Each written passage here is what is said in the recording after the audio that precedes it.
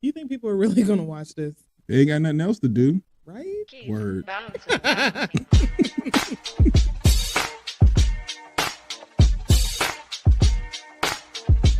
I ain't going on social media talking shit about TDS radio. I know that much.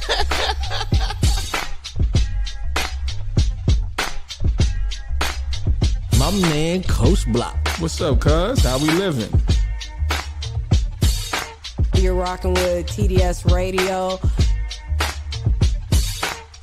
Get it, Kim. All right. She got a vision, and she want us to execute this vision. Ooh, man. That's what TDS is about today.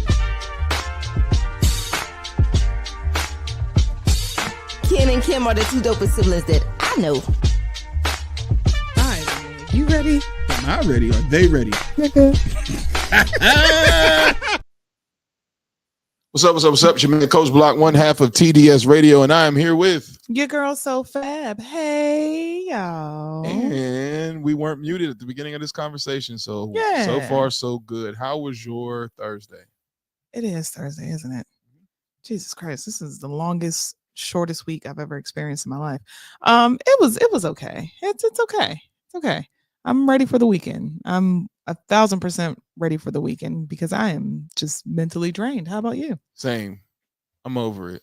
But, Yeah. It's one of the things where you just got to keep powering through. But I am over this week.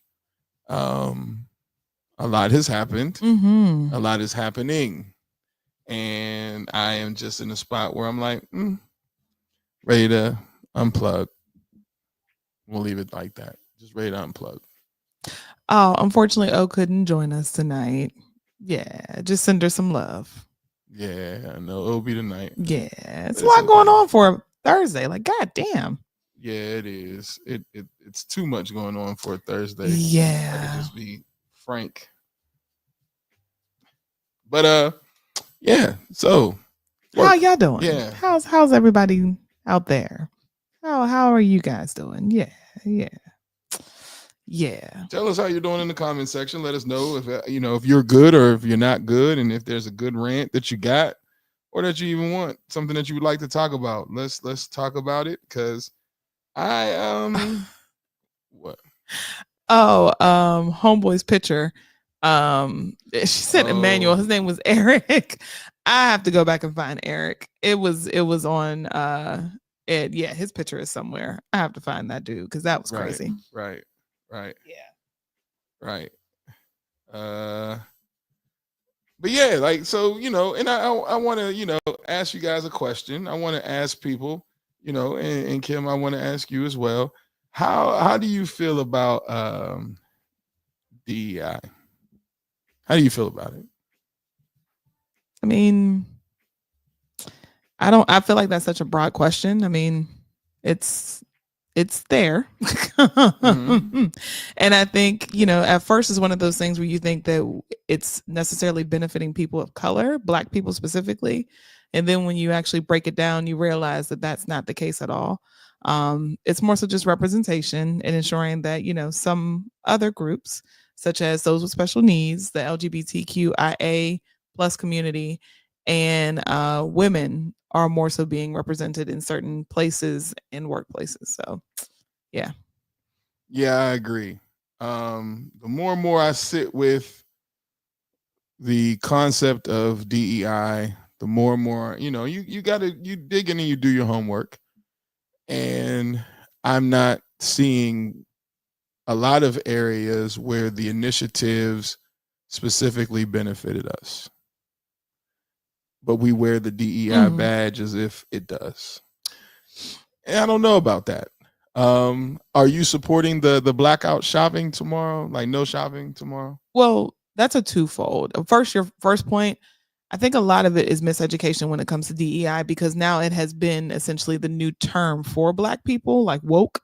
So instead of saying like, oh, you colored, you people, niggers, things like that, it's like, oh, let's use DEI and let's use woke. Mm-hmm. So I think that now it's become a targeted term. So then now we essentially feel like we have to speak up and say something, because it's like, are you talking about us? Like, who are you talking about? And then boycott wise, I'm just now getting hep to it. I'm not even gonna lie to y'all. Like I knew that people were saying that they wanted to boycott. But now reading about the boycott, this is essentially bigger than DEI. Explain. So it started with a guy named John Schwartz, a white guy from New York.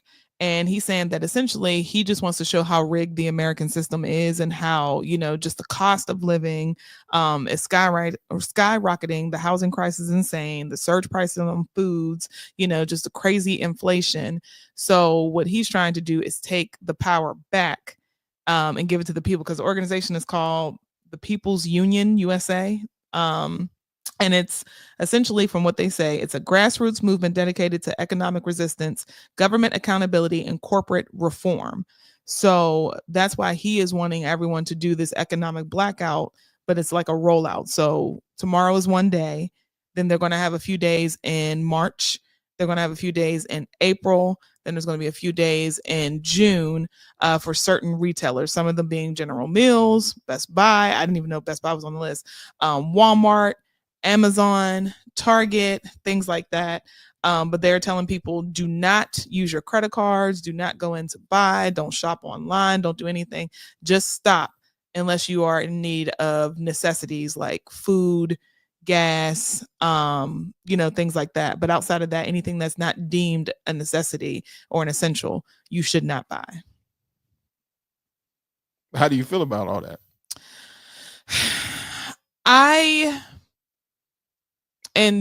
Reading the article just confirmed everything. I never want to tell people not to boycott, because if that is a part of your ministry, by all means. I'm just don't feel like there's enough effectiveness, because there's not enough consistency for it to be effective. Because essentially what happens is, you may boycott one day, but then once that's over, essentially you just go right back to purchasing, and then the numbers go back up for the company. The effectiveness comes from just being consistent and saying, I am no longer going to shop. We have to take a stand to where now things are getting extremely bad.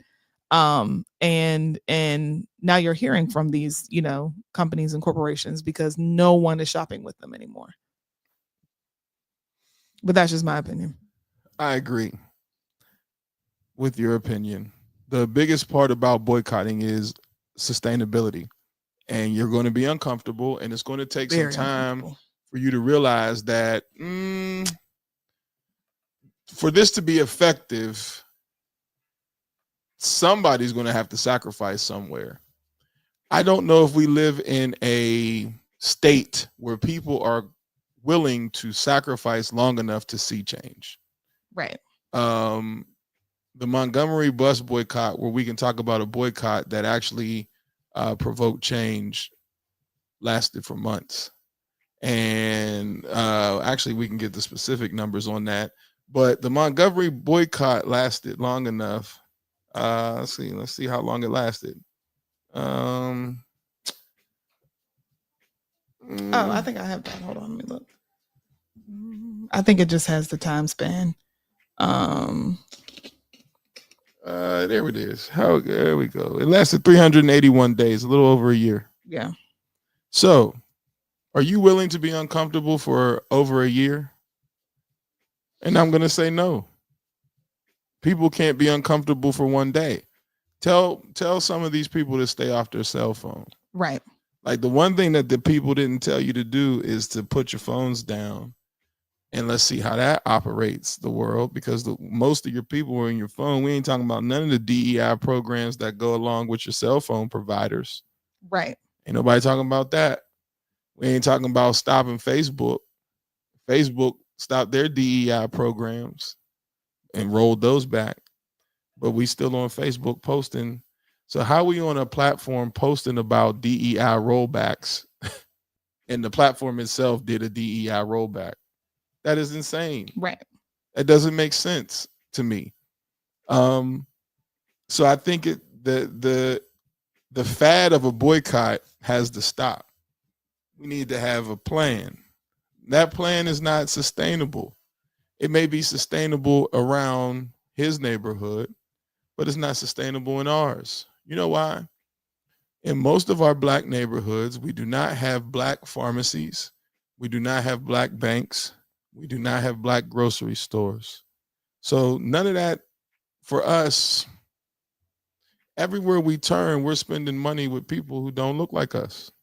And that is an issue, and that's a problem. I don't understand specifically how that is supposed to, I don't understand how it's supposed to work. And I just need somebody to help me. I am humble enough to have somebody break this down for me. Mm-hmm. Because when we talk about DEI, diversity, equity, and inclusion, most of these terms, or this term in general, didn't happen, if you go down the list of the companies, until 2021. That's when they came on board. Mm-hmm. So where did we see this affect the most? Where do we see DEI take place? And I think the other thing is, so people have to really decide what their goal is and what they're doing. Because if you're participating in what the People's Union, what is it called? The People's Union. Hold on. God damn it, where is it? Oh yeah, the People's Union USA. That's their message. His message is completely different than what some of the other people are talking about from the DEI standpoint. So now, do some of these companies intersect when it comes to their DEI initiatives? Yes, absolutely. But he's specifically saying shit's too high. We got to do something about it. This is crazy. People aren't making any more money. They're losing their jobs. What's going on?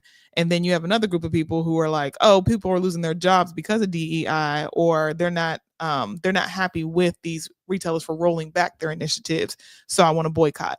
So there's two different arguments going on here. So we're already messed up, because now we're not even on the same page enough to be able to decide what argument we want to take precedence. Shit's too high. I'm going over here. And I mean, and to be honest, that's where I'm at too. Like it costs things cost too much. And we need to be mindful of that. We also need to be mindful of what we're spending our money on and where we're spending our money. I don't believe in saying to stores like Target to not support Target, because Target has Black-owned products in their store. Where I would boycott Target is if they began to remove their Black-owned products off the shelves. That's when I would say, well, then we shouldn't support them anymore. But there are businesses that have worked their ass off to get their products on the shelves to be purchased, and now we want to not support this company who has Black products on the shelves because they rolled back an initiative that was started in 2021. I don't understand that. Right. And I mean, if somebody could help me understand that, because the question would be, when did Tabitha Brown get her products into Target? Was it before COVID? I think after. Yeah, it was definitely after. Because then she had the whole cookware and stationery. So that just happened. Is she do you believe that she's in there because of DEI? No, I think she's there solely based off of popularity. Okay. Scotch Porter, the men's beer stuff, the stuff that I use, Black men. He was in there before. I know he was in there before COVID. There were a couple. The Lip Bar was in there before COVID. Like there were a few Black-owned products that have been in Target prior to the pandemic. Okay. So that's what I'm saying. So then now we hurt them by boycotting the store, in my opinion. So now if we don't spend money in that store, we hurt Black-owned businesses that are on the shelf. And then now if you don't buy, they fly off the shelf. Yes, because they're not, essentially, if they're no longer making any money, they're going to have to pull it from the shelves. So then now we end up hurting Black businesses in turn. Well, that's what Tabitha was saying. She's like, don't be so hasty in your movement. She's, of course she was saying, like, I'm not going to tell you guys what you should do or what you shouldn't do. But, at least if you're going to boycott Target, support the Black-owned businesses that are in there, because Target did have a Black History Month display where they always feature Black clothing designers, and you know, like black music and black stationery and cookware and stuff like that. And it has a tag on the stuff to let you know who it is that you're specifically supporting in their story. You know, now, was it featured in the front of the store like it has been? No. I don't know if that had anything to do with DEI or place setting or just a specific store that I was in, but yeah. So it says Target is yet to respond for calls for boycott. As a part of its priority inclusivity efforts, Target set a goal in 2022 to invest over $2 billion in Black-owned businesses by 2025 and featured more than 500 Black-owned brands in its store. Currently, the company has stated that it is on track to still meet those goals. So that was in that article, that piece of article was written January 29th of 2025. Now explain to me why we're boycotting Target. Well, misinformation, you know. So once again, people tend to think that DEI directly relates to Black people because anything that has diversity or inclusion is just like, oh, we must be referring to Black. And I think it's even on both sides. It's not even just a Black thing. I think it is a white thing because white people are failing to realize white women are the biggest beneficiaries of DEI. The wildest Google ever. Go to your laptop, phone, or computer right now and Google who benefits the most and it's from not DEI and watch what pops up. Yeah, it's not Black people. It's those of the LGBTQIA plus community, white women, and those with special needs. So we're fourth. Yeah. Fourth. So it is, like I said, it's a lot of misinformation out there. People are listening to other people who are hooting and hollering on social media who aren't doing the necessary, research to figure out what's going on here. And the other thing that I had read is that essentially what you read, like their initiatives with some of these partnerships were up in 2025. And it just happened that we have the administration, they're doing what they're doing. So a lot of it was poor timing. But like I said, I need people to understand is I have no problem with people boycotting. Just make sure that you know what you're doing and what you're doing it for, because the People's Union USA is doing something completely different than what some people are doing when it comes to DEI, so yeah. Another piece from USA Today.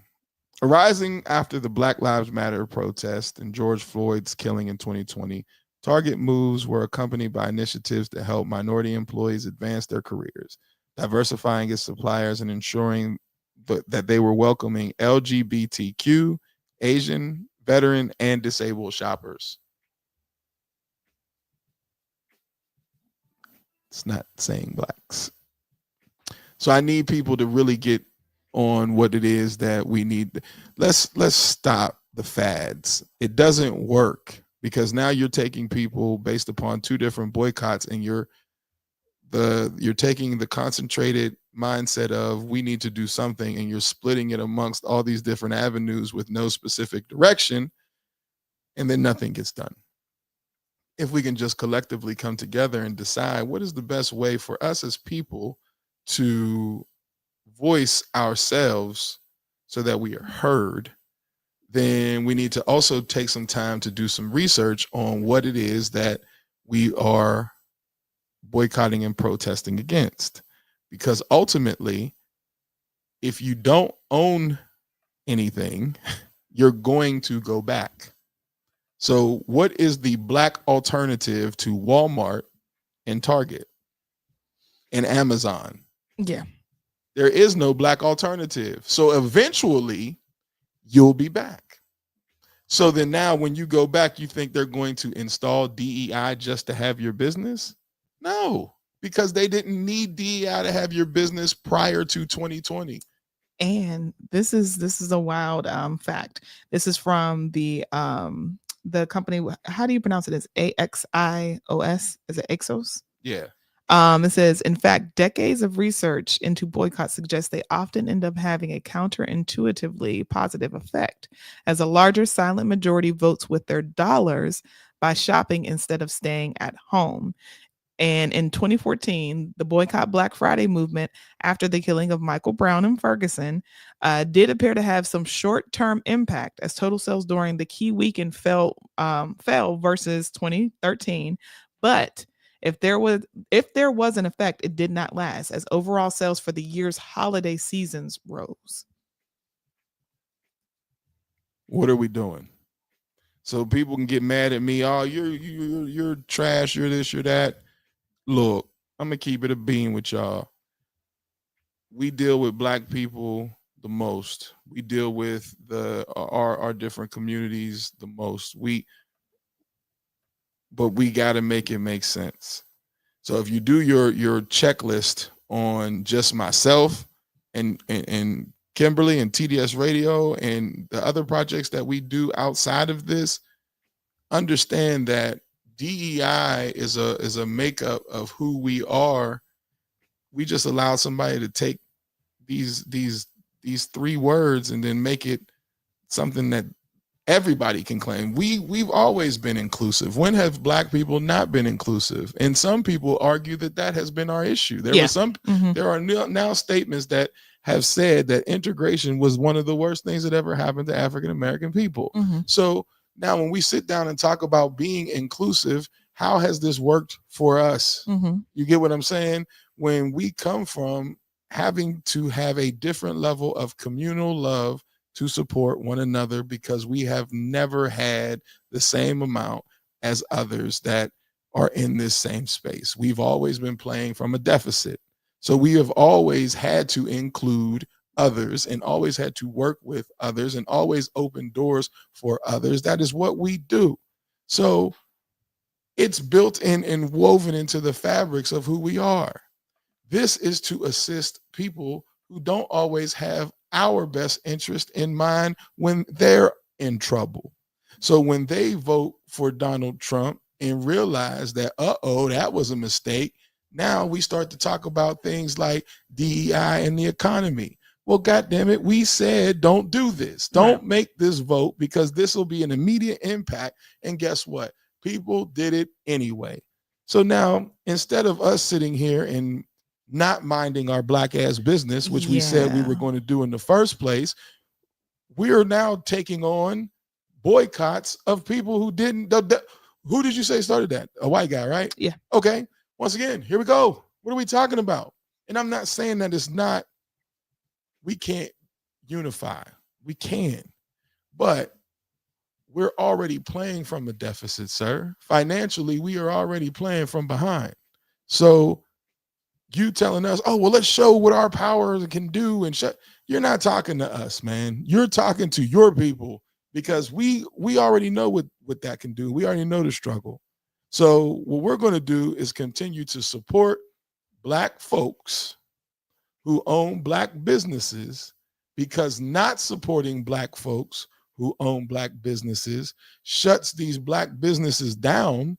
And then now we may never see these Black businesses get an opportunity to be in the positions that they're in now. There's my problem. Right.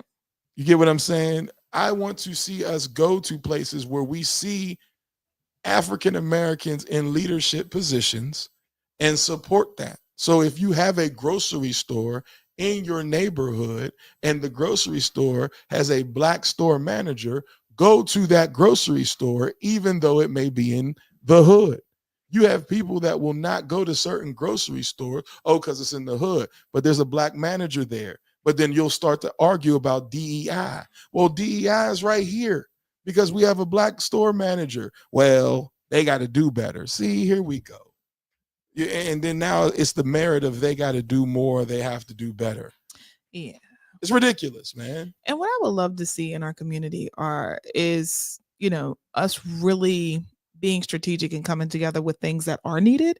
So you and I were having a conversation about supermarkets where, I was saying if we're boycotting all these places, and where are we supposed to go, especially for necessities? And I'm like, well, I wonder if there's any Black owned supermarkets, which led me to then, do some research.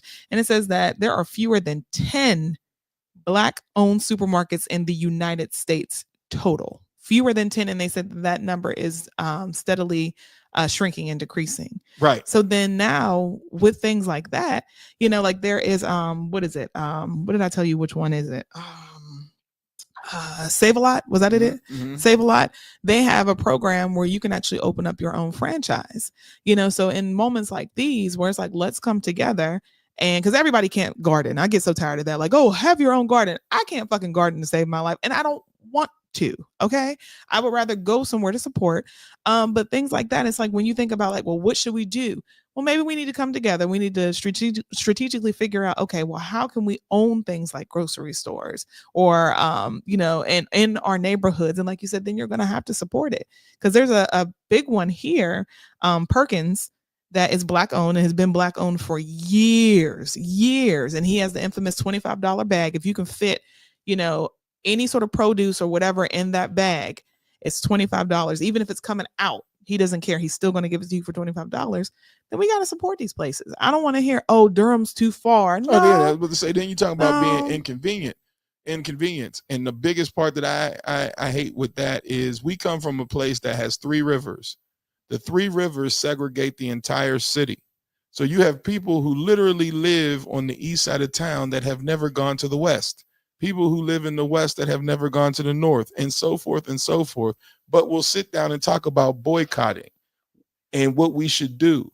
But you're not going to inconvenience yourself to know if there is something on the other side of town that you need to get to. You're not going to go over there to do it on a consistent basis. You'll do it for a short period of time, but this will not be a long period of time. It's just not going to happen. Just like I was joking with a friend at work, but I was serious. We had to go on a rant for people that we don't even know with the pizza shop because we couldn't even support a Black-owned pizza shop in the hood in Pittsburgh because y'all want to talk, oh, her pizza's nasty. No, your taste buds are. Shut up. You know what I'm saying? Like that's, but we can't even. So then now we want to. How are we supposed to maneuver and get around with that when every single day the stressors are hitting it? We just talked about it yesterday about people being stressed out every single day. Now we're gonna sit here and talk about how we need to not spend money at certain places and don't even do this and don't do that and you can't do this and you can't do that. For who and for what? Yeah. Because did you see the Tesla protests on Glenwood? No. Yeah, there was a whole entire protest against Elon Musk and on Glenwood. Meanwhile, there's a Tesla that they're building right in Garner, right behind Carly C. And who cares? That's what I'm saying. Like, so what are we? We got comments. Bean said it's definitely misunderstood, and once again, they are trying to make it about us when it's not. And Jay said, I'm worried about the people with disabilities or just older people with DEI. Yeah. I had it doesn't say that and come across so many kind heart people who were excited to be working. That's true. That is very, very, very true. I feel like Black people don't know how to stick together enough for me. And now they all on Facebook crying.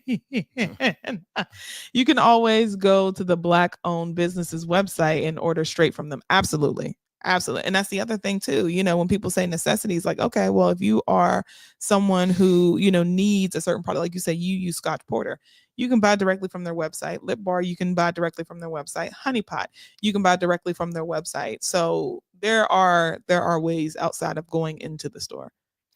There's Black-owned toilet paper. Did not know that, but there is. It's called Reel, REEL. But guess where it's sold? Target. We're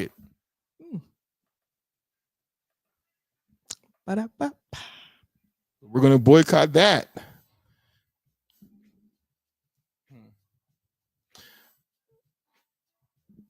And I'm all for change. It just has to be consistent. So when you say you're boycotting, it's going to have to be a little bit longer than a day or, 2 days or 3 days. It's going to, and then like we just read, statistics show it's just not that effective because there's no consistency with it. Because people double back and overbuy. Yeah. Because they didn't buy for that period of time. Right. So now we look stupid like the people who sang that song, I will vote for Donald Trump. I will vote for Donald Trump. They did not say boat.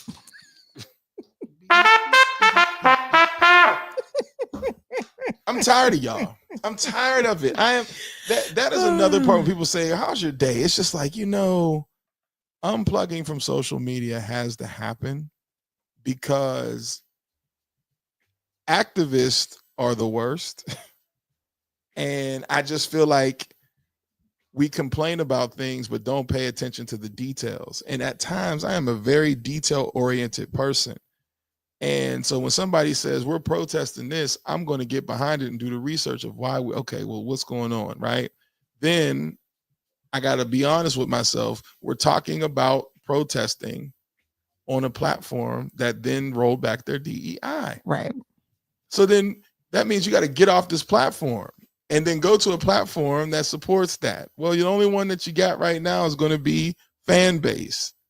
And everybody talks and bad they're about dragging him like there's no tomorrow because he was coming for black women and he loves Drake and defended DJ Academics. So it's just not looking good for him right now. All those things happen? Yes. Damn. Yeah. It was earlier this week or latter part of last week. But yeah, he's getting dragged pretty bad. And then people were saying that the functionality of his website is terrible. Like, I mean, his app is terrible. Yeah, I seen that. Then everybody gonna talk about, oh, everything new has bugs. What? Yeah. Y'all are exhausting. And and the reason why I say y'all is because I see the hype. I got it on my phone. I see the hype. Okay, cool. But you know what I don't see anybody boycotting? What? Facebook, Meta, Instagram. No. Why would you? Why would you? I'm not seeing that happening. That's not on the list, y'all. That's what I meant. Like, just saying. The Facebook itself rolled back DEI. But ain't nobody talking about dropping Facebook. Ain't nobody talking about any of that at all. Y'all. So let's talk about birthdays. Because here's the thing. Here's what I want. Here's my plea. And this is what I'm going to put out to y'all. Think about the things that you have actually fought for when we talk about DEI and when we talk about, just Black presence. Take some time to think about what you specifically have fought for and what you can control to assist Black people with bettering their business, bettering their exposure, assisting them where you can. Take some time to think about what your footprint is in assisting Black people before you start jumping on these fads of boycotting and all this other stuff. And my ask too, if that's your mission, because as a Black person, like you said, let's remember we're supposed to be minding our business because we didn't put ourselves in this situation. What happened to that? So for you to, go ahead and put your capes back on, think about what you're doing. Really sit and think about what you're doing and who it's benefiting, because when we're sitting here screaming and, saying, say her name and, our lives matter, pay attention to who was extremely quiet during those times and how we didn't have a lot of support, like I'm just saying, and how we were being classified as a terrorist group. Like, I mean, now granted, Black Lives Matter did do some shady shit, but the intention behind it was because we weren't being seen and we weren't being treated as equal, so where's the protest to the police when a woman died who got killed for calling on the Lord? Right. Where's that at? I don't understand. Where was the outrage? We were outraged for 24 hours, 48 hours. And even what we do, like I said, my point is, even when we do that, pay attention to who is coming to fight with us. Ain't nobody coming to fight with us. There's not business in fighting with us. The business is fighting against us, but making it look like you're fighting with us. So if we can continue to divide you by having multiple different things to think about, then it's like, oh, well, I'm over here and I'm over here. You're scatterbrained nowhere, and the message gets distorted. So then now you really aren't fighting to progress anyway, because you're so spread thin. That's why my plea is, think about your Black footprint. What is your footprint with Black people? And that's for any race, any color, any creed, and especially us. What have you done, or what are you doing to see the betterment of African Americans, because the problem that I have is we consistently beg people who don't look like us to look out for us. So we're asking companies that are owned by people and white people who end up having things passed on to them from family member to family member to family member. We're asking these people to help us benefit. That is wild to me. And it until we realize that the only way to help us is to support us, we're not going to succeed. We keep jumping into things that have nothing to, there's nothing about this boycott that benefits Black people. Nothing. Either side. Oh, well, economically here, man, we are already economically depressed. A lot of Black people right now don't have jobs, losing jobs. We are depressed in this department. So, sir, we don't necessarily have the ability to be like, we're going to spend our dollars this way. We don't have dollars to spend. You get what I'm saying? We trying to make the little bit that we got work, sir. So we're already at that point of distress. We need places that, oh, hey, how much, what's the sale? That's what we looking for. Right, because I be looking at my weekly savings. We're looking for that. You get what I'm saying? So all that, oh, well, let's show the people how. We don't have enough money to show y'all how right now. We don't have that. And with this fool in office, we don't. So let's talk about how we help one another, and let's stop talking about who we boycotting. Once again, that ain't got nothing to do with us. My ask is, if I'm asking anything from anybody, is pick some Black people to help. Whether it's a business, whether it's a parent, whether it's a family, whether it's a kid, pick a Black person to help. Damn it. Maybe that should be the new mission. Pick a Black person to help. Because 80% of, Did you help a Black person today? You help a Black person today? If you didn't, then shut up. Like, what does that say? I don't know. Gar Clarence, my best friend. What's that mean? Oh, Clarence. Like clearance sales. Oh, yeah. Yes. Like, that's what we're looking for. Like, we don't, it's a very small, and I'm not saying everybody's poor, but it's a very small percent of us that aren't living check to check. We live check to check. Most people do. You lose your job, you're in trouble. Right. Bottom line. So, but here's what we need to do. We need to help one another. And somebody may say, well, then what does that look like for you? Well, we have a platform that we openly share for anybody to be able to voice their opinion. I think we've done enough to where we don't have to explain ourselves. We got that. Look, we got a Black person coming on the show today. Yeah, wow. Yeah. I'm so exhausted for working with us, because the one thing about working with us you have to be able to realize is it's tough.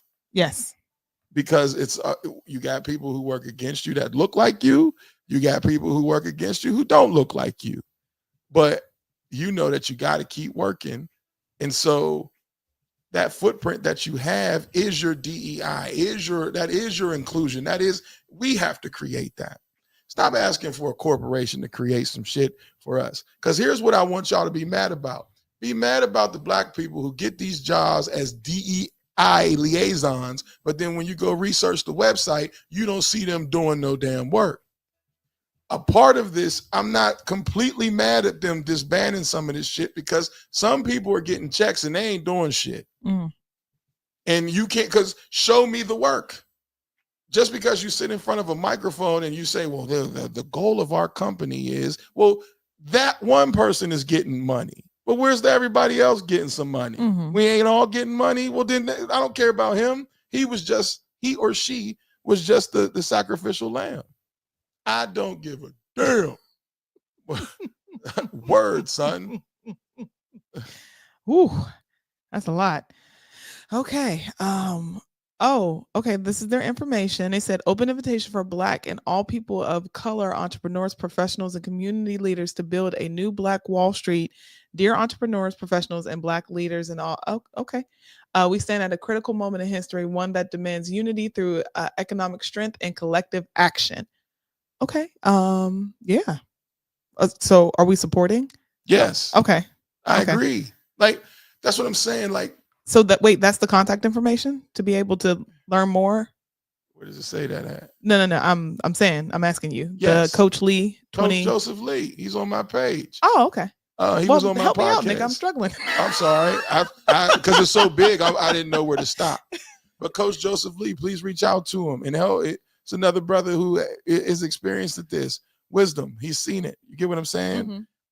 Mm-hmm. My biggest issue is we take on other people's plights. We do. Right now, our only plight should be to look out for one another. Like, one of the chants that we used to do in football. Who got my back? And everybody, I got your back. Like, it has to get to a point where I got your back. Oh, well, what about them over there? We ain't worried about that right now. Mm-hmm. We ain't worried about that. Here's what we worried about right now. We worried about this community. Because pretty soon in our communities, we're going to be losing things like schools and stuff like that. Yes. So we got to figure out and get some game plans and we're going to be losing Medicare. aid. People are going to be losing medicine. Mm-hmm. People are going to be sick. People are going to need things to help them be able to, get through day-to-day operations. So we need to start making those type of game plans. I don't give a damn about your economic boycott. We need money to survive. You can't just stop spending money. What the hell are we talking about? We need the money to survive, but we need to know where to put the money so that we can survive. And the only way we are going to survive is to circulate our money amongst ourselves, or if there's something in the stores, to be able to circulate our money with those products that are on the store to keep them there. Because the last thing you want to see is a business shut down because we didn't support it, because we want to be in an economic boycott that ain't got shit to do with us. Inconsistency, y'all. Like I said, even when it comes to the support, don't just be like, oh, well, I did that. No, keep coming back. Keep supporting, because that one day doesn't mean anything. It just has to be a continual effort to where we're making sure that we're supporting each other. I'm mad. I can tell your eyebrows are furrowed. Because we can go on. We got to guess, because we can go on about this for however long. We have to get away from the fads, and the fads make things easy. They make things easy. Doing the work is hard, and it takes sacrifice. But it's just so hard to get people to sacrifice what's comfortable to them in a day and age where everything is about self. At some point in time, you have to see that the cause is bigger than you. And so when the cause is bigger than you, how can I help you? And it may be a little bit uncomfortable for me for right now, but if I can help you, I'm gonna help you to the point that here, this is what I can give. You see what I'm saying? Now, I'm not telling people to give to the point where your home is now impacted, but I'm saying if you could take it to the line and say, well, this is what I can do for my community. Okay, this is what I can do. And then we start adding those, this is what I can do's up, then we ain't got to worry about a damn boycott. Why are we worried about a boycott? Why are we worried about a boycott? Why are we so fixated on 3 letters that was given to us only after people started dying?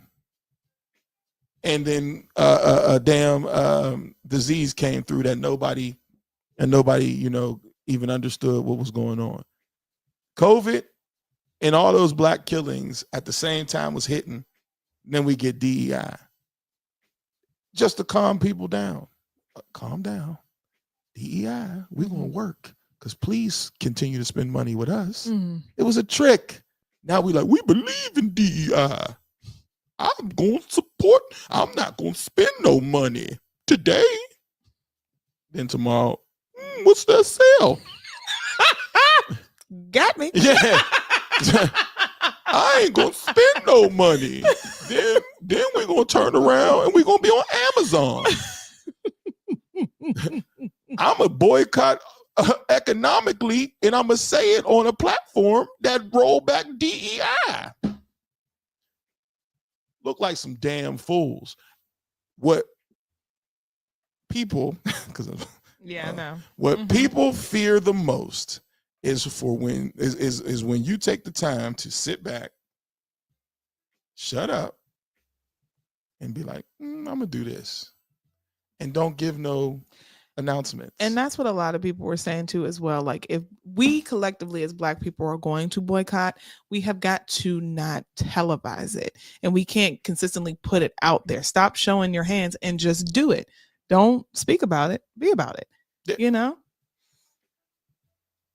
and be consistent.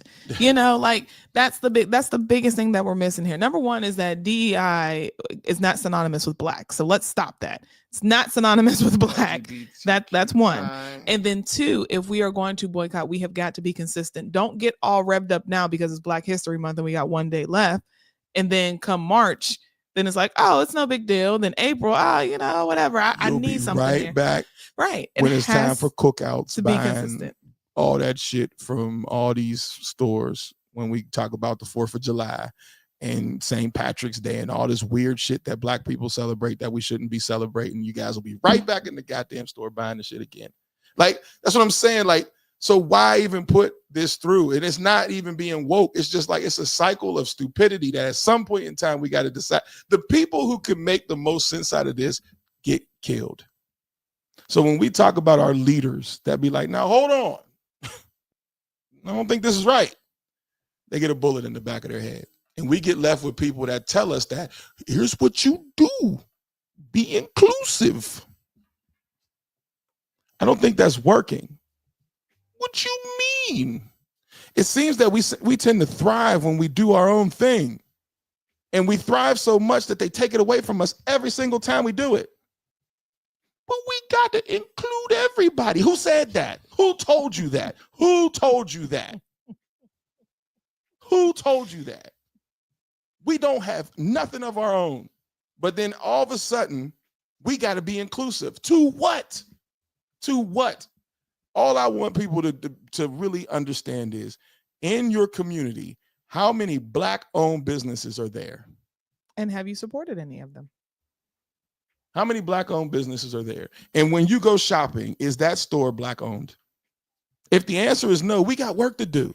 So let's talk about that type of work. Like you said, let's talk about what it looks like to have a Black grocery store in the neighborhood. Not a chain one, not one that comes from, you know, Food Line and all that. No, let's talk about what it looks like to support a Black grocery store. Consistently. What does that look like? Because the other thing will be like, oh, your onions is too high, so I'm gonna go.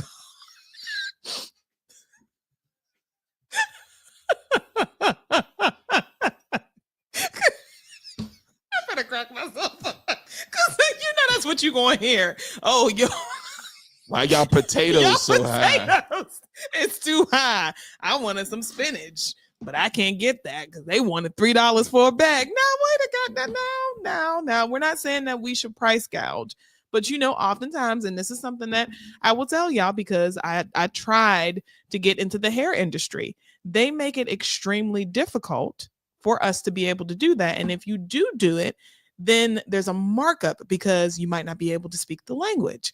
So then it's like, oh, we're going to take advantage of you. So then sometimes you have to charge a little bit higher in order to be able to gain some sort of capital off of it. So it's just like, we're, like you said, we're already at a disadvantage. We're already at a disadvantage. So just, have you supported a Black business today?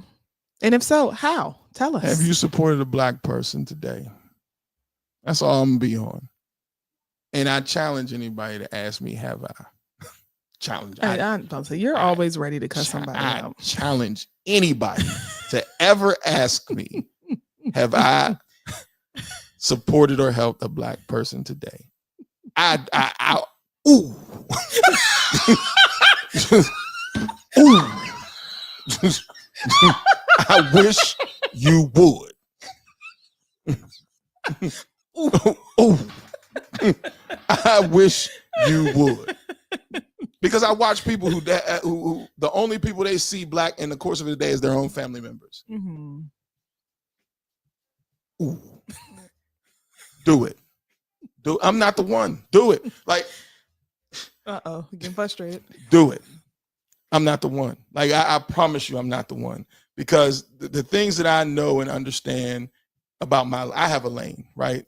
I joke all the time. Media, I'm learning from you. My lane is sports and football. And when I tell people all the time, the attack on us is our kids. The younger and younger it is, they attack them younger and younger. And so you have to fight that, right? You have to fight to make sure our kids have the same resources as other kids against them. Now, the problem that I have, even in that situation, is when it comes down to their education.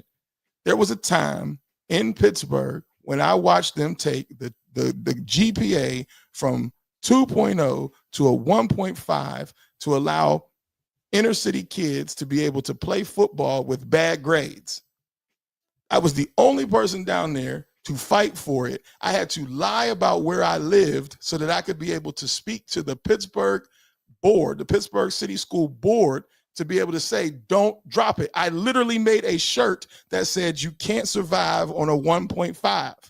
This happened in 2010, 2009, only for them to now say, oops, we're going to put it back. How many lives did y'all destroy between then and now? Right? I had to fight the beloved Steelers. The reason why I tell people Steelers can kiss my ass as far as the inner workings of the Steelers, when they made me the regional director of the football camp, the NFL football camp, I had to partner with the Steelers. They wanted to take the program. Now, the Steelers are the Pittsburgh Steelers, downtown Pittsburgh Steelers. They wanted to take the program to the suburban areas where it was majority white kids, because that's where the Steelers live. So when I told them I wasn't going to do it and that I wanted the program to be in the center of the city, downtown Pittsburgh, at my university, Duquesne University, which literally sits downtown in the middle of the city so everybody can get there, Mike Marshinsky, who is the youth director for the Pittsburgh Steelers, fought me and tried to take the program away from me at that time. I'm fighting for little black kids to be able to have the same opportunity that the white ones get, because this camp was free, right? Only to have the people who I actually hired, who were black coaches, not show up.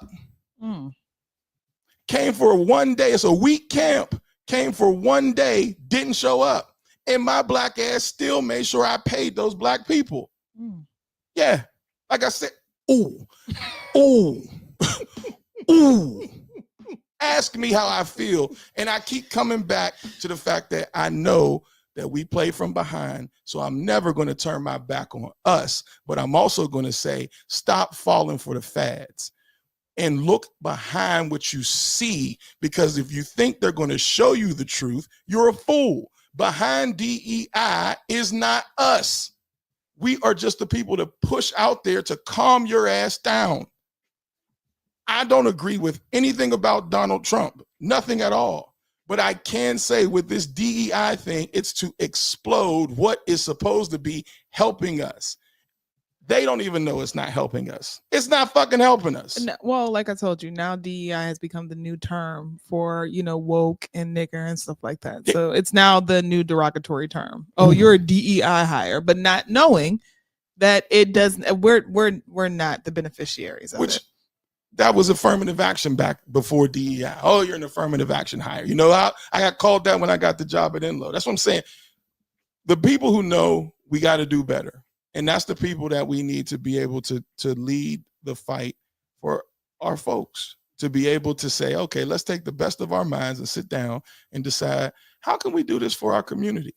And because there are some people who are leaders and there are some people who are workers. So the people who behind would work, the leaders, you got to give the workers the plan. Okay, y'all, let's see if we can do this. All right, ready, break, put our resources together. Let's see.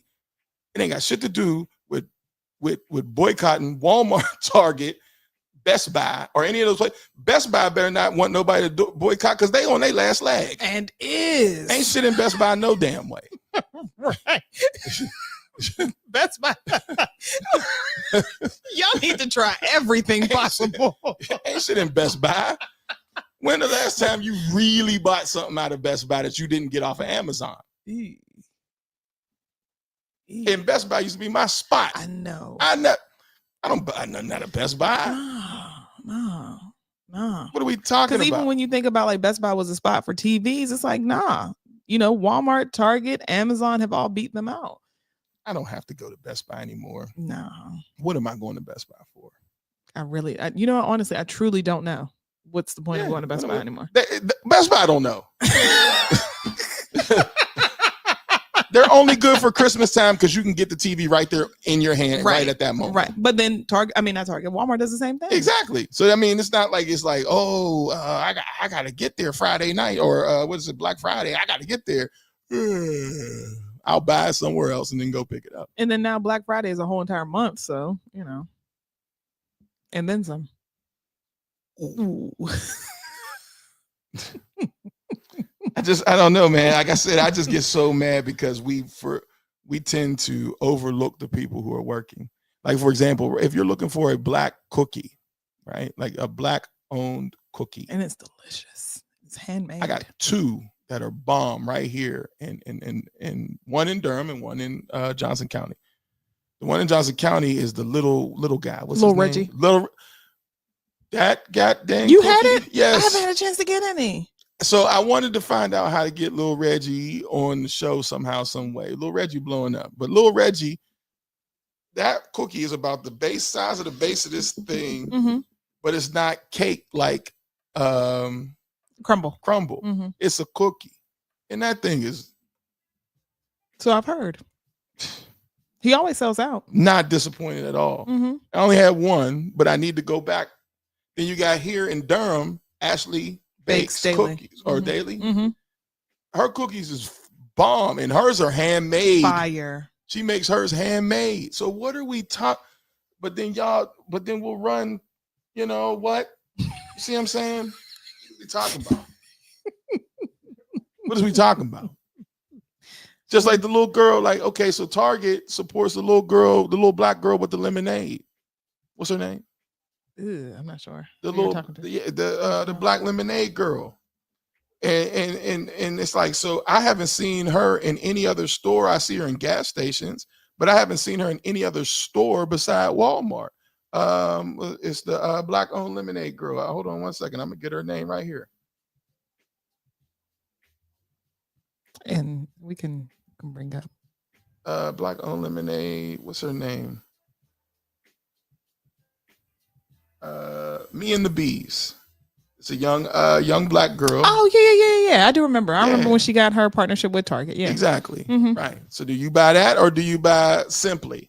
Which one do you buy? Country Time. Brisk. Because y'all drinking all this stuff. Her shit is actually lemonade. Do you buy that or do you buy Simply? And she's in Target.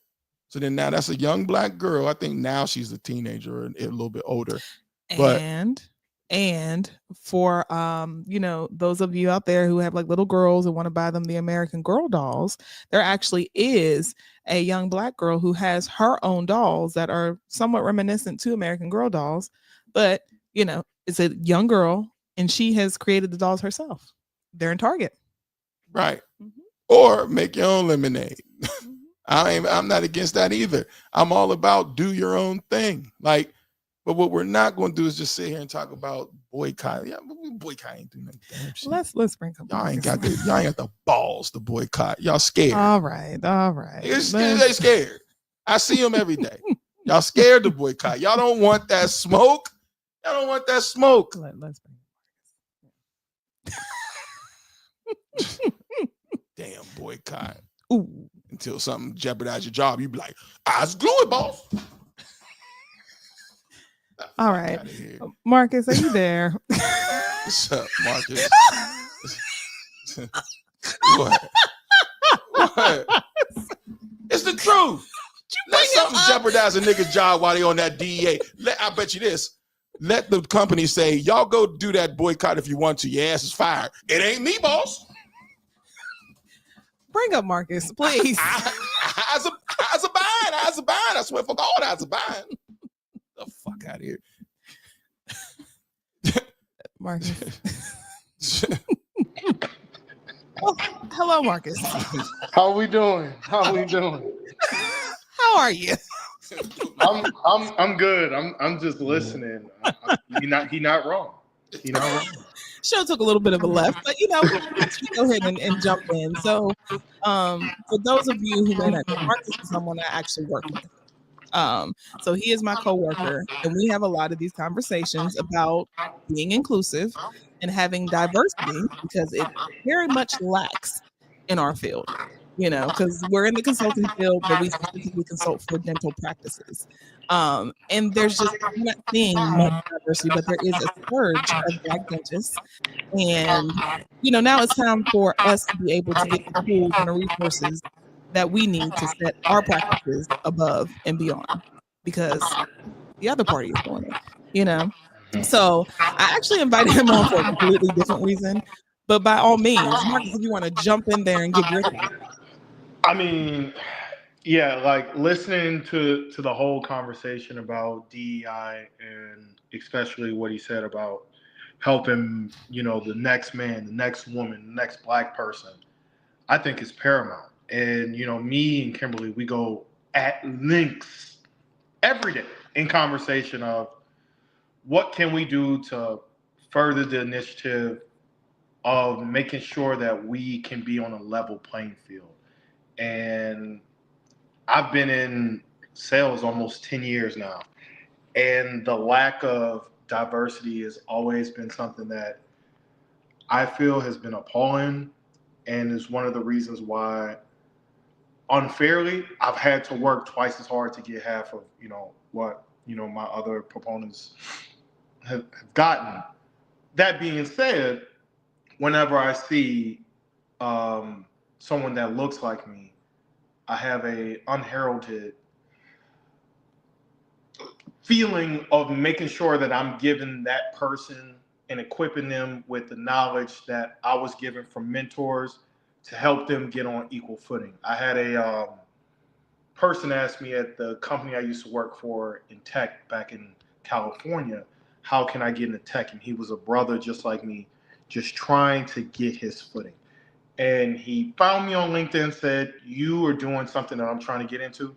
How'd you get into it? And I spent maybe 2 weeks with him on my own time, interview prepping, answering questions, making sure that, everything he did was buttoned up. And I think the most fulfilling thing for me was a month later, he sent me an email saying that I got into this company and I'm the best SDR that they have. And that's the same situation I'm trying to bring to the forefront of where we work. There's so many talented Black individuals. We just aren't privy to the space and knowledge that our other counterparts are. And it may be unfair, but I feel like it is my civic duty, not only as a Black person, but as a Black man, to make sure I'm at least illustrating and pushing the notion forward to get us in as many spaces as possible. Because the intelligence, the work ethic, it's all there. We just need to be in that room and get our door there. So that's how I feel. Amen. Amen. Because that's the other part. I like to talk to people who bring you with them without you physically having to be there. Mm-hmm. And one thing that Marcus just said that's important is put me in the room with you. Mm-hmm. I ain't got to be there for you to say, hey, I know a guy. And I know this guy that can do, I know this brother that can do this. Don't leave and be like, I was at this spot. You would have been good for it. And you didn't say nothing. I hate that. Oh, man. I hate that. See, this ain't about me no more, because don't get me started again. Because I got a little bit of time, you know what I'm saying? Because I've dealt with these type of people. Mm-hmm. And they'll look you square in the face and be like, I thought about you. Oh, did you say something? Damn. You be like, appreciate you, bro. And that's another problem too. I live like this. You aren't going to take anything away from me that's supposed to be mine.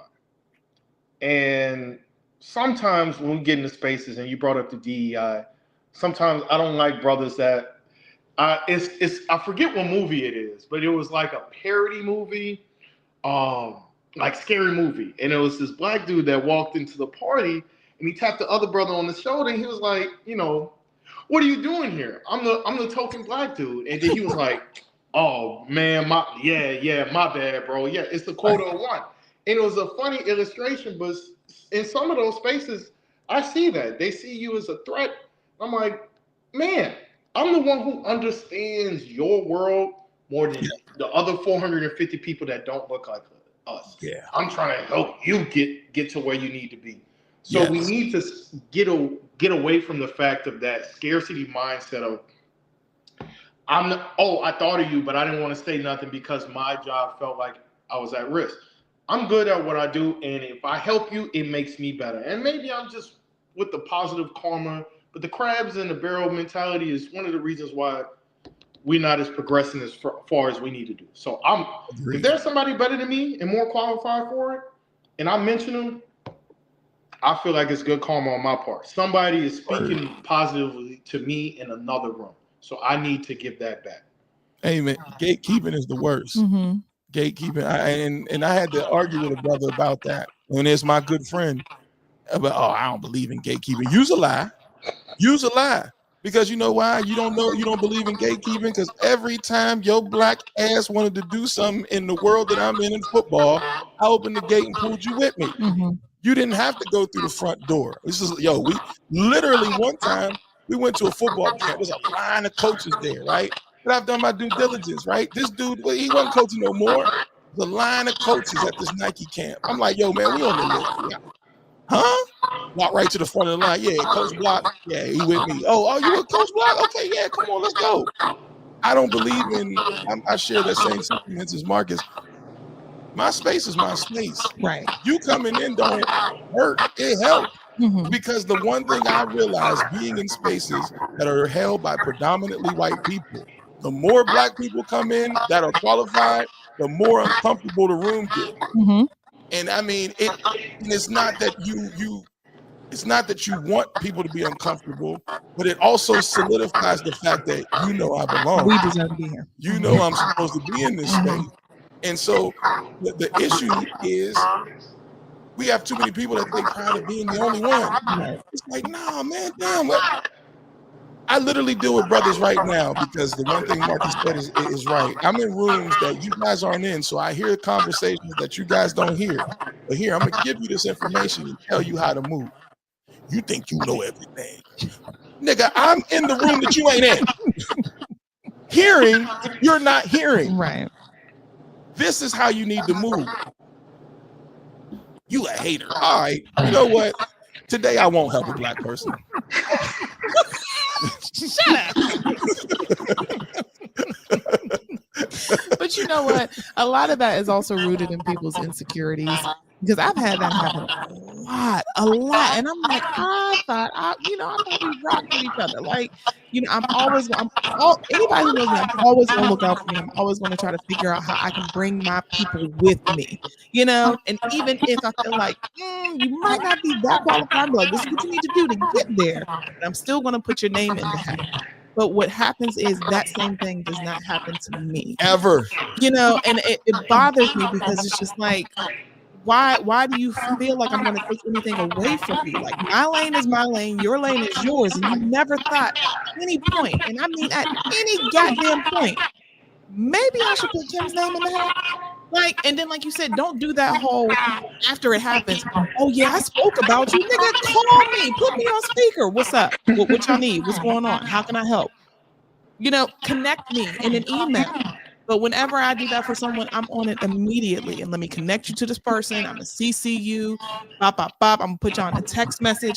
No one can ever say, you know what, Kim, you ain't look out, or you didn't do, or you didn't connect, because I'm always going to make sure. And it's funny because amongst some of my friends, they call me the connector, but I'm always going to make sure that there's enough room for everybody. Right. Right. Hold on, we got comments. What's that say? People are for themselves. Our crab bucket mentality cripples us. It does. And it's always what you did for me, not let's build this together. That's why we ain't got no goddamn grocery stores. And how many times, and we're going to get into the profiles, because I know that's what people want to see. I want to see these crazy ass people. You want to hear these stories. And we finally got a man that can tell us. Niggas. Yeah, finally got a man that can tell us what these women are doing out here. Because I'm a long time. So, but that's my point. I don't know how many times we said, let's build this. We can build this together. Let's do this together. And then people look at you like, that's a little too much work. Then you see them go work somewhere else with somebody else and not get half of what you was offering. Now, if you feel like a struck dog, you'll holler. Because, yeah, there's people I'm specifically talking about where I'm like, you can be with us and build your own lane, but you rather go over there and stand behind somebody. We're going to tell you and give you the resources to do whatever it is that you want to do on this platform. But you would rather go over there, stand in line, and wait for somebody to pick you versus creating your own. Now, everybody's not an entrepreneur, right? But we're going to show you what to do so that you can have ownership. Why don't we want to own shit? It's too much work. Like, low key, and I want to get back to owning my music, because if something happens to any of these streaming services, I don't own the music. It's gone. Mm-hmm. And if you don't remember, poof. You know what I'm saying? Mm-hmm. But, don't get, once again, I'll get on this that and so. And another thing, just like Brother Malcolm said, it doesn't make sense that the things that Martin Luther King and Malcolm X, Medgar Evans, these people were in their 20s and 30s, and they are still relevant to this day. And we ain't take that and be like, hold on, there's a blueprint here. Let's just follow it. We don't do that. I don't get it. There's a plan. There's a blueprint there. There have been successful Black people and successful Black places. There's Black Wall Street right here in Durham. Right when you walk outside, Black Wall Street was right here. Well, we can't stick together long enough to do anything. Consistency. And then for whatever reason, we put Black businesses on a higher pedestal than what we would any other business. So if one thing goes wrong, I ain't supporting them again. Well, look, things happen. Because how many times has Amazon fucked up your shit? I don't know about anybody else, but they will deliver my stuff to somebody completely on the opposite side. But what happens? Oh, well, I still got to order this. So let me go ahead and get what I need. I'm giving them another chance. So why can't we give Black businesses another chance? Stop making it seem like, oh, well, it's a one and done situation. That's terrible. It's horrible. Terrible. Not to say we need to be out here treating people crazy, but things happen. And they're going to always happen because we are people, and people just do things because we have free will. So, but stop that whole, Black business, we need to do better. Well, all businesses need to do better. Yeah.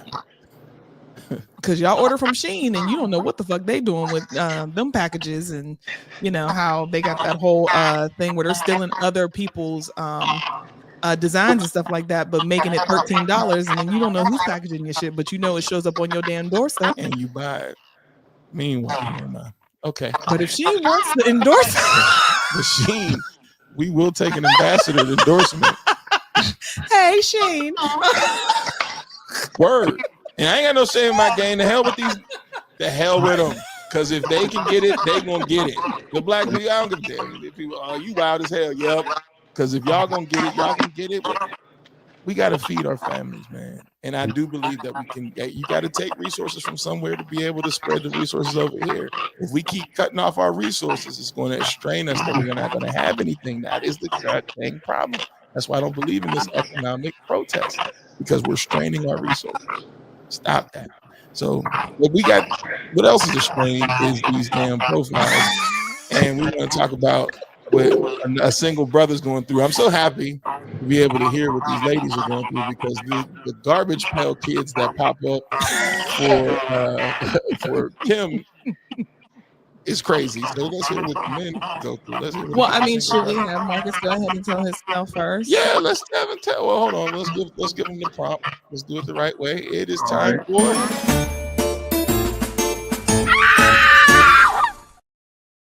unfortunate dating tales. So, brother Marcus, we have a man in the building that's going to give us. And Marcus, you might have to turn, I think, your phone down. Something is too loud because we got an echo. Oh, hold up. I might just need to switch rooms. Is that better? Yes. Mhm. Okay, better. Got it. It was my refrigerator running. So give us a. That's crazy as hell, but all right. All right, brother. You can see if your refrigerator. Cool. Yeah. So let's get into these dating tales. Yes. See what you got going on, man. Man, so it's funny because me and Kimberly talked about this a little bit at length the other day. And I used the Shannon Sharp interview where he talked about he went out with a lady and she ordered lobster and steak off the first rip, off the first date. And you know, being Shannon Sharp, he said, "All right, so we get into it tonight. You know, you like the Magnum or the Trojan?" And she was so taken aback, and she was like, "Oh, why dare you think we fuck on the first night?" But he made an interesting point. I was like, "Well, you ordering $600-700 worth of food, you know, like Denzel said, I'm from around the way. I'm leaving here with something."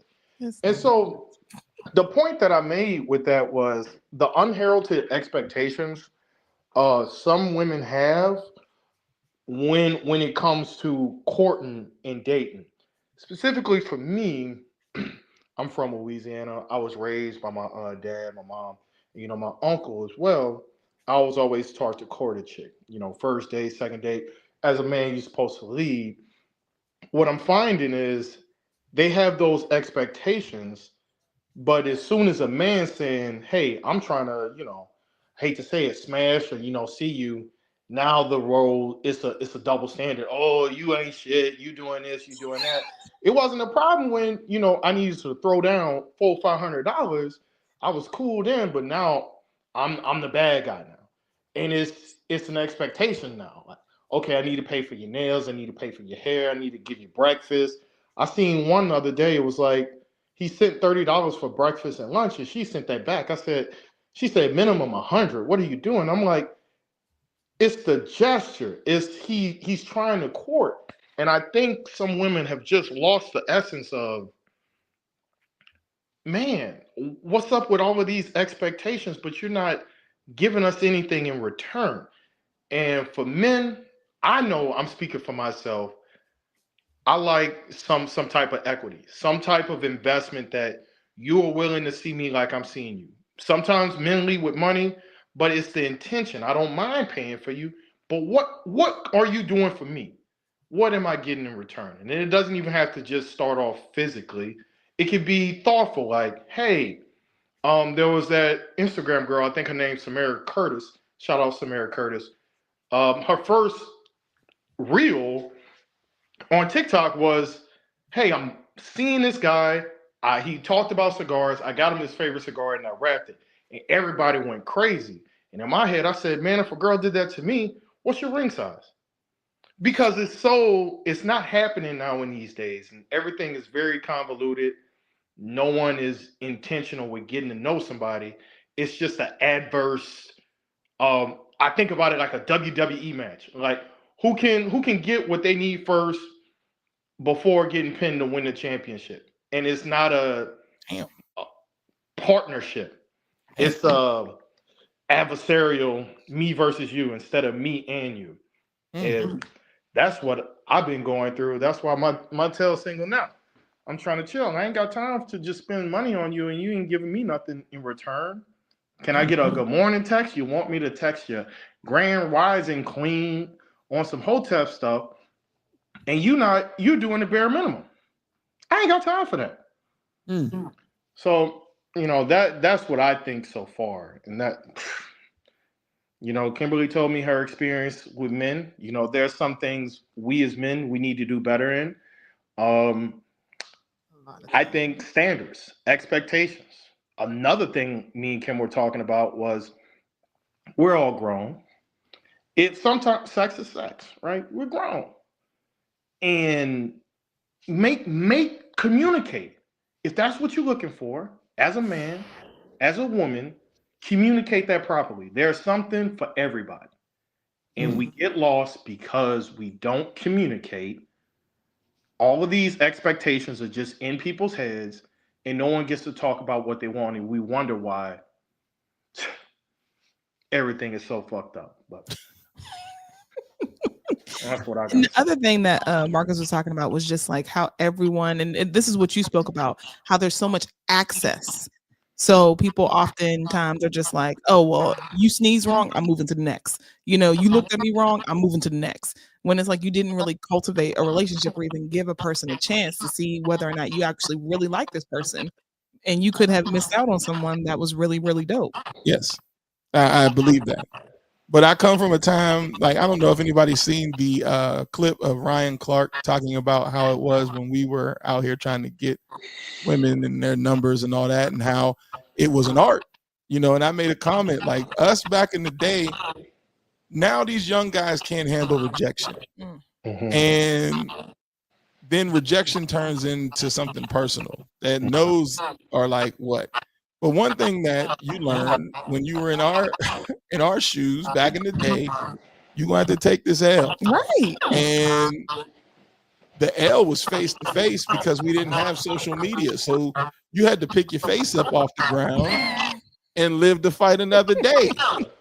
You can't just go out and be like, I'm done. No, she said no, moving right along. Right. But these young dudes think that everything is supposed to happen for them the way they see it on TV and so social media, like these dating shows and things like that, and these questions on the corner where people are asking wild questions and shit, and that's not reality, right? But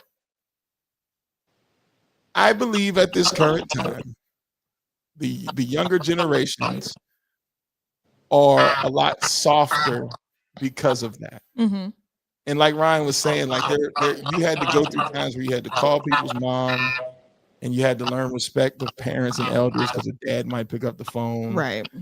So then there's phases, and there's even rites of passage, even through that. Like, you got to learn how to communicate. You can't be like, yo, let's speak to Kim. Hell no, you're not getting nowhere. How you doing, Mr. This? How you doing, Mrs. This? And then you still might get hung up on. She can't talk. Click. Oh, shit. And that's your only means of communication. Now you just got so much access to them. I can get you on Snap. I can get you on Insta. I can get you on TikTok. I can get you on Facebook if they got it, because, that's an old person thing. And then I can text you. I can FaceTime you. There's so much access to a person, so they feel like things should happen now. So then... And if it doesn't happen now, then something's wrong with you. And it's funny that you mentioned that, because there's a bunch of profiles that I was coming across, because, like I said, I'm in certain groups for content, because this isn't just a me problem. People who are experiencing this. But one of the things that I'm seeing in a lot of these profiles now are like, oh, well, if you don't respond back to me within a day, then you must not be interested. Nigga, I got 2 fucking jobs, okay? Yeah. I will get to you, but maybe everything is on fucking fire right now. So I'm sorry that I don't have, the time to sit here and entertain your whack ass conversation, or you asking me what my favorite color is. Bitch, I'll talk to you in 24 hours. Now, see, I shouldn't be called a bitch because I asked what your favorite color is. See, that's what I'm saying.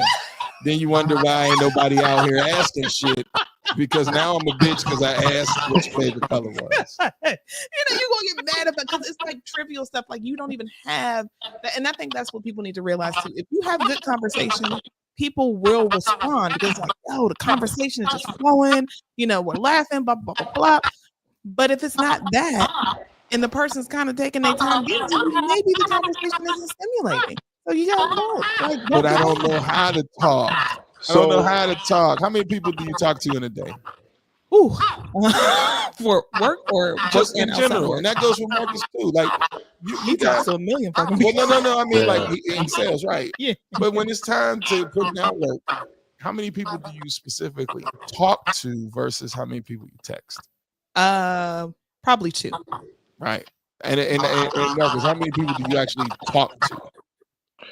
I mean, yeah, currently around 2 or 3. But I was gonna say, the biggest thing that I see with dating, and I think that's something that's helping me. And I'll tell you, I don't gatekeep. I don't gatekeep on anything. If it's gonna help a brother, Oh man. Did his phone die?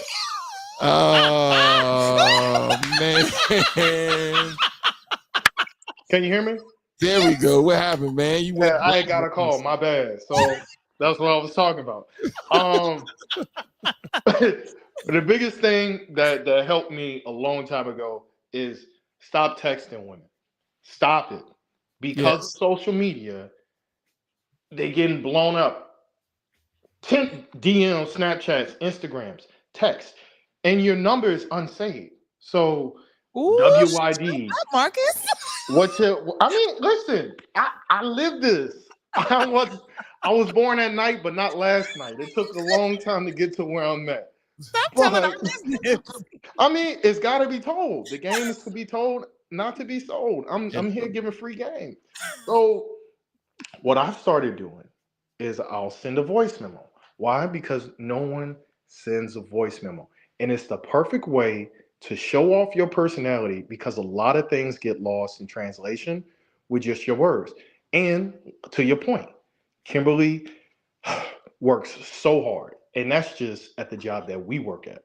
So I already know she don't have time to, look on the phones, because I'm calling her for like 10,000 different things. So the one thing you want to do is make sure, and we preach this at work, what is the bright spot in your day? So find a way to make a bright spot in a day, whether it's to make a laugh, make a smile, make a blush, watch your words, gentlemen, make a voice note. And it's the best way to differentiate yourself. You get to see a peek in your personality, and that's where it naturally goes into talking. Maybe get on the phone. Now she hears your voice. Things make more sense when you say things versus what your favorite color is, boo. It don't work that way. Trust me. I know. I've went through it. Then you get called bitch. Like, bitch, I ain't got time for this shit. I said, goddamn. I think, and maybe I could be wrong. Maybe I could be wrong because I'm old. I'm out the game. 10, 11 years now, out, and then was married before that. So I'm about a strong 17 years out of the game. Because then there was that gray area in between relationships where I just looked crazy and didn't know what the fuck was going on. But what I will say is, for men, get something to do. Yes. The moment you get something to do and you're not as easily accessible, it immediately triggers in women, like, well, why I haven't heard, and make them say, I haven't heard from you. Well, I don't want to bother you. Then what'll happen is you'll find out times without having to say, what's your schedule? Because then every woman's like, why you want to know my goddamn schedule? So I haven't heard from you. Well, I don't want to pester you. So what's the best times to contact you? Because I don't want to bother you. I know you're busy. Bang! Now you're going to get the schedule. This may be a series of things like this. You figure it out. But there is a game. We used to call it the game. It was called the game. And you had to be good at it and know how to finesse it, because women innately are assholes. Ooh, wait a minute. They are. He ain't wrong. Call me, but don't call me too much. Talk to me, but don't talk too long. Unless we be like interesting, but damn it, somehow be funny. Unless we like you. But I got to get to the point of you liking me. Yeah, that's true. So I got to do this balancing act to get to a point where you be like, all right, okay. But it's still a balancing act. And these young guys have no finesse game. None. Look how they look. True. Because we talked about that too. Because I mean, I'm not even going to say that it's a young man's game, because like I said, y'all will see in some of these profiles, these guys ain't young. They're in their 50s, 40s, stuff like that. it's about having confidence. It's about having, like you said, game, and just knowing how to have a conversation. A lot of people don't know how to talk. There is a guy right now on my phone that's still on red from 2 days ago because what the hell are you talking about? Like, Well, what was he talking about? nothing. Nigga ain't got nothing. Nothing. You don't make me laugh. You don't really have any sort of engaging conversation. You're boring. And it's like there's nothing in common. You're not necessarily asking me anything about myself. So why am I talking to you? What's going on? I don't know. But I now see how you say I don't know. But what I can say is that it's tough to gauge because once again, there's so many women you have access to that you're trying to figure out, like, well, she didn't like this, so then now this one like that. And that's why I'm saying, like, you gotta be comfortable enough to be you and allow the game to come. Mm-hmm. The best athletes are the ones who let the game come to them. Kobe, Iverson, Jordan, they let the game come to them. And then once it feels good to you, get a sweet spot where everything's just going in. But you're gonna miss a couple in the beginning. But then it gets to that sweet spot where you be like, he can't miss. And that's when you know you're on.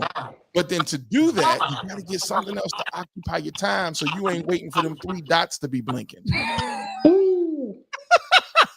Shut up. I'm trying to tell you, football and women, for whatever reason, I'm really, really good at that. And it's because I think they're both got to be detail oriented. You cannot go at a woman broad because each woman has intricate details. It's like a key. So you might look like the same key, but it's gonna be one little notch. You're like, damn, I missed it. Yeah, you did. You did, motherfucker. You did. You missed. Yeah. Who said? What is he talking about? Well, the guy. Like I said, I think he's just awkward, and I think he's just awkward. But it's just still one of those things where it's okay if we're not compatible. Don't try to force it. So I'm just gonna leave you on that. Compatibility takes time. But there's nothing like, dude, you're not even trying at this point. Like what's going on here? What's going on? I'm trying to be patient with you, but you gotta give me something to work with, and I have nothing to work with. Nothing. Because even like Marcus said, you're stuck in this whole text thing. And I said, call me. During the day, I can't really text like that because I'm answering phones, I'm extinguishing fires, like it's a lot going on. So call me. Typically after 9 o'clock, I can get you some time. We can talk. We can pop. But if I have to keep telling you, call me. All right, I'm losing interest on that part. Then when I'm asking you questions about yourself and you're like, I don't know. That's a good question. I don't know. I haven't really thought about it. Nigga, then do you know you? No. Well, now we got a problem. Because Marcus, you answer this. You're a little younger than me, but what I see is younger guys have yet to find their identity. Their identity comes from what they see on that phone. Self, like who are you? These little dudes have no idea who they are, man. But you made a good point, right? And I'm going to refer back because you actually took a point I was going to say.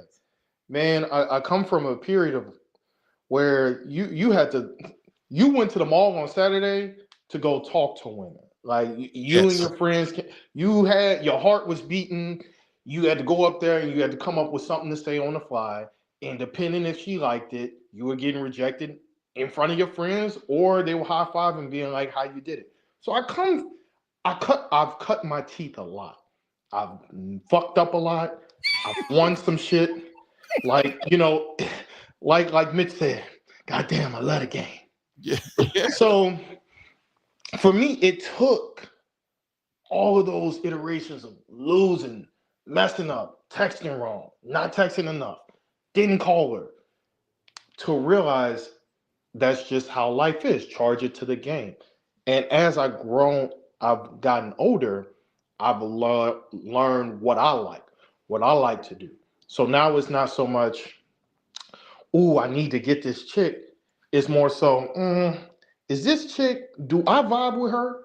So it changed from me going to, yo, I need to get her because she bad, or oh, she's bad, but can she like deal with me like doing my Dave Chappelle skits at 2 a.m.? Like these are real questions that I'm asking myself, and it takes me out of that position of, yo, I need her. And now she's like, oh wait, he's different. Cause I stand 10 toes down in what I like. And now I'm trying to figure out outside of looks, are you somebody that I actually like? And until men, it took me 2 years ago to figure that out. I'm 29. But in men, you just have to go through it. You have to figure out your own hobbies, what you like to do outside of just chasing women, texting women, because it's mentally draining. But what will fill your cup is finding your own lane, your own motion. Because women gonna like confidence. It don't matter what you do. You can be a janitor, but you clean them. Flight attendant, you work at Target. It don't matter. It's, what Nas said. I still would have been a fly guy even if I worked at Popeyes. And that always resonated with me because no matter what I'm on, I'm still him. Regardless of what you think, if I get her, if I don't get her, I go to sleep knowing I get to fight another day. And I went out on my own accord. So men just need to learn how to step into that role. And that's what women find universally attractive. That's my two pieces. You win some, you lose some, but you live to fight another day. It's the biggest thing, because at the end of the day, the biggest issue that I think a lot of these young people in general, and then just not even stop saying it because you're experiencing it now. People don't realize that everybody's not for you.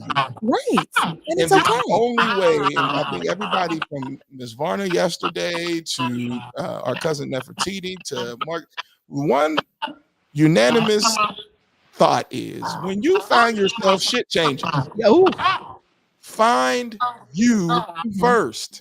Then you'll know what you won't tolerate. So then if you don't want somebody to tell you you're boring, then find out what your thing is so that you know if you're being called boring, it's, oh, you just don't vibe with me. Mm-hmm. So then now you're not my cup of tea. So then now what type of tea are you? Are you buns tea? Are you buns tea? Yeah, you buns tea? Are you a good time? We go to the movies and hang out tea. Right. What type of tea are you? But then you be there and be that tea, and I'm about to go to the store and go shopping again. Right. So and then what'll happen is some teas will change their flavor on you when they see that you out there shopping, and what other teas you have access to. Right. But you got to know how to, And see that's the thing where I can see that being an issue on both parts, because my thing is I don't mind if you are just, buns tea, be comfortable with being buns tea. But what you don't get to do is if you see me out with another guy, being like, well, who you out here with? Whoa, buns tea. Now there's rules on preparation. Don't fuck up the situation by any means necessary. Keep everything, all ingredients in a line. Now you can't be buns tea and then try to be lavender chamomile. Don't do that. But that's also, once again, you not having your own lane. So then what happens is people get jealous. There's rules to the game. You can't get jealous. No. If we ain't that. We ain't, and I've had that happen with a guy, and I had to explain that to him. Look, I done told you this is what I'm looking for. You not looking for that. So you settling for just buns, so we just gonna do buns. But don't get mad when you see me and it's like, I saw you with such and wasn't she cute? And I know he looked good with me too. But that's what you gotta have enough, the game is not for the game is not for the faint of heart.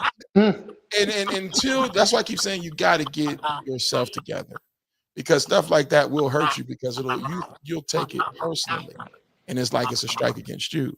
But you have to remember and realize what you are in a person's life for. So if this is my role, and I play my role accordingly, but then I got to go get me something else to do. Right.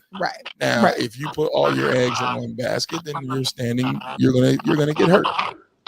Don't mind if I interject? Yourself. Get you a few things. Like I used to say, everybody want to fight to be a champion, But you gotta beat the bums first. You don't come straight from zero wins, 0 fights, and then fight a champion. You got to knock a couple back first. You know what I mean? And once you do that, then you get your groove, and you know, I know when to throw that punch. Know when to dip. So then you're ready for the heavyweight when you find somebody like, damn, she's her. Mm-hmm. And then now I gotta pull out my game. You know what I'm saying? But everybody's not for everybody, and that's okay. And it's good. I promise so okay, you, y'all. Rejection is, and I think maybe because when Marcus being in sales and I was in sales as well. Well, I was, I work for Fidelity Mortgage. When you get told no, it just gives you the ability to hang up the phone and get the next yes. Mm-hmm. Stop wasting my damn time. Right. Appreciate you. You know what I'm saying? You don't keep saying, but wait, there's more. But wait. I can do. Damn it, I told you what I can do next. Because money's on the line. You go ahead, brother. Go ahead. Man, I mean, to that point, the thing I like to think about, especially, I've been rejected hundreds of times, and what's always kept me in the game, you don't know what's going on in that girl's head. I always like to think of the last few episodes of Power. And for any of my watchers who are listening, y'all should have watched it by now when he got shot. But there were 5 different perspectives of what was going on to that day leading up to it. I like to think of those perspectives as you don't understand what she's going through when she's waking up. You're not on that day. She could have just had a bad day. You text her. All girls are very, emotional. They use feelings, where men were very logical. So you just caught her at a bad emotional state. And depending on how you handle it, if you keep it player and cool, honestly, a lot of times when I get rejected, I just, keep it pushing. Now they're like, wait, he's not really affected by me saying no. And then, they'll see me go holler at somebody else. And all of a sudden, they want me. So, but the point is to have that type of, they want me. Bingo. They want me. It happens, so. But it's that knowledge of yourself and not taking rejection as a negative, connotation on yourself. It's just feedback for the moment. That didn't work. She's not interested, but she's giving you the gift of not wasting your time anymore to go pursue others. That's a gift. So you just, and it took me being in sales to finally figure that out. And I'm so thankful for the career. Now I just don't trip because I know my yes is coming. And that's just how you have to think. You don't take nothing as personal because I don't know you. No. I don't know you well enough to take it personally. No. Now when you're married or you got years in a relationship, then yeah, you take that personally when things come to an end. You have no choice but to, because you're emotionally invested. But for somebody I don't know, hey man, I'll holler at you and I'll holler at you. And I promise if you don't trip and you leave an impression, that phone gonna hit again. Oh, baby, and that phone gonna hit again. I promise you. Now, once again, this is long time ago. For anybody like, nigga, you talking real current? No. Long time ago. And the things that I'm telling you is what I had to do to get the woman that I have. And I do believe, when I tell people all the time, I joke like. When you hit your mark, where you're like, well, that's it for me. Lucked up on this one. You know that. And I hit my mark. But it still was, okay, I sent out the text message 3 days later. She responded. But I had to be okay with, you might not get a response. Right. Now, I have children. I had to say, I have children. So I floated that one out there. Testing the waters. Yeah, let me see. Do you mind kids? Sprinkle. Do you mind kids? No? Word. Whew. Okay. Divorced. Ooh, here we go. Yeah, here we go. Let's see. You know what I'm saying? But this is over a span of time. Not hitting her in one day like, we like kids, I got 2, I'm divorced, blah, blah, blah. You're like, God, that's going to run people away. Because you know what happened? when a guy did tell me all those things, immediately I was like, oh no, this isn't gonna work. This isn't gonna work. Yikes! That's a lot of information. You gotta spread that out. When you got them bags, spread that shit out. But then don't wait too late either, because then don't wait until I'm feeling you and I'm invested to be like, oh, and by the way, I got 15 kids. Nigga, what? No, it should be a part of the conversation. Like, because I got to take you somewhere in the conversation. Like you said, where are we going with this conversation? Right. I got to let you get to know me, because one thing that people don't realize is they are actually sometimes more interesting than what you think. Tell your story. Yes. How did you get to this point? So there's things that have happened. Okay, well, I got 2 kids. Oh, well, how'd you get those 2 kids? That's a conversation. Now, it's not so much on the 2 kids, it's on happenings. Mm-hmm. You know what I'm saying? So we're going to slide off the kid because we don't want to stay there. We're going to keep talking to make you laugh about the 2 kids, but not stay on the 2 kids, because then you're like, well, no, the 2 kids. Like, God damn. Yeah, that's another thing. If you start to, because my girls are my world and they're my number ones. And men, do not compare X to, because my ex this, because my ex that. X is X for a reason. Leave her over there. Don't get in the bitter mode. Because women this and women that don't. But women do the same thing. Because, oh, y'all ain't shit niggas. Now, wait a damn minute. I ain't did nothing to you, girl. I ain't did nothing to you. I think men, Marcus, you tell me, I just think we're used to that now. We ain't shit in every level of everything. It's numbing. And then when you're tired and your dick little and you ain't this and you ain't that, it's like, yeah, the usual. I'll be like, I still hit though. Yeah, that's what I thought. All that. You okay.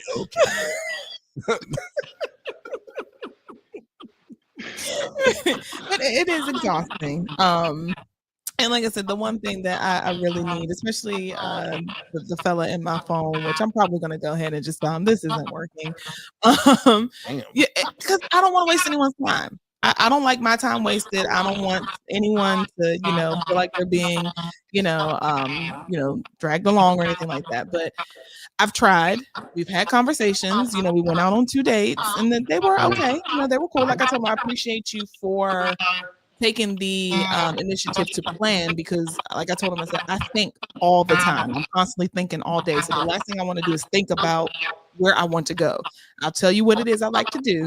And then if you plan something, thank God you've completely taken that off of, my shoulders. Yeah. I'm a very easygoing person. So I'm not going to be like, well, I don't want to go there unless you try to take me to fucking Golden Corral. Then we got right. Now what are we supposed to do? But I tell guys, like, I don't know, no Golden Corral, nothing like that. Like, these are the type of restaurants that I like. Nothing crazy, but I'm not gonna be like, oh, let's go to Sullivan's on the first date. Because typically, for me, the first date, I'm also vetting as well. Do I really like being around you? Right. And I don't want to be in a confined place to where it's like, oh no, I'm trapped. Like, now I'm stuck because we've committed to this. So I don't like movies. Yeah. I don't like anything that makes you stay somewhere for a certain amount of time. Like, but I want to be able to get up and go. So even though some girls may, then be like, bitch, you're a pick me. I don't mind for like the initial thing. Let's just go and grab coffee. Let's just sit and talk. Because at any point, if this shit just flies off the rails, I can get up and go. We ain't got to have no discussion about who's splitting what, who's doing what, nothing like that. It's just coffee, right. Then maybe for the second date, we can do something a little bit more detailed. But this baby right here, I can already say, you're not for me, but I wish I knew someone that I could hook him up with, because he is such a sweetie pie, but you don't know enough of yourself yet to deal with me. And I can't get with that. It's just like, it's a one-sided conversation. Yeah. You're doing better than most women, especially, shout out, sorry, my dude, but to give I hate to say this word referral because I'm insane. You understand what I mean? To link them with, hey, you may not be right for me, but my homegirl, I think y'all might hit it off. And if he listening, hopefully he's not. Just take it as a redirection, brother. Like, you did your thing. Stuff don't work out. It wasn't in the cards, but you know, you so sweet and nice that you're willing to be like, you're thinking of that person and being thoughtful. And I think at the end of the day, both men and women, if we were just more intentional and thoughtful of our dating, we probably would all have better dating experience, and we wouldn't be suffering from the trauma of social media and all these unheralded expectations that are completely unreasonable. Right. Yeah, I agree. Agreed.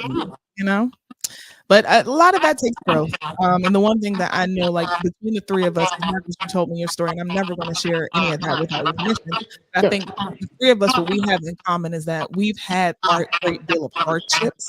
So it kind of caused you to grow up a little bit faster, and also make you realize what you do and don't have the time for, because time is precious, you know, and essentially, what you're going to tolerate, because it's like, I don't have time for this shit. Like, there's so much happening in life. There's so much that's uncertain right now. There's so many things that can be taken away from you in a drop of a dime. The last thing I want to do is bullshit, and play these silly games. Like, I don't want my time wasted, because I know it's valuable, and I don't want to waste your time. Right. And I also think it takes a level of empathy and being, sympathetic to another person, to where you may have been in a situation where you know how it feels to be in that person's shoes, so you don't want that person to feel that way. Right. Right. But I think there's a lot of selfish people who are walking out here who don't think that way and do not care. Or there are people out here who haven't really experienced a great deal of loss or hardships. So it's just like, whatever, I'm coming from a place of privilege and I don't really care about anyone else's feelings, Right. Right. All right. No, I agree. Yeah. That was, yeah. Yeah. I agree. Head on the nail with that one. Yeah, I agree. Well, I don't know. I mean, it's 8:06. I don't want to, I don't know if we have a time for one or two, or if we just save them for next week. But you tell me, because wasn't expecting the conversation to go this way. I think we save them. Okay. I think we save them. Okay. I think that was a good conversation. All right. I have a feeling we'll spiral into a whole other world of darkness when you see these things. Yeah, because I got some good ones, honey. I got some good profiles. No, Marcus, you can come back anytime. Save them. Yeah. I can't wait to see. And thank you guys for having me. And I'm happy to give an honest man perspective of what dating looks like now. It's trash though, but.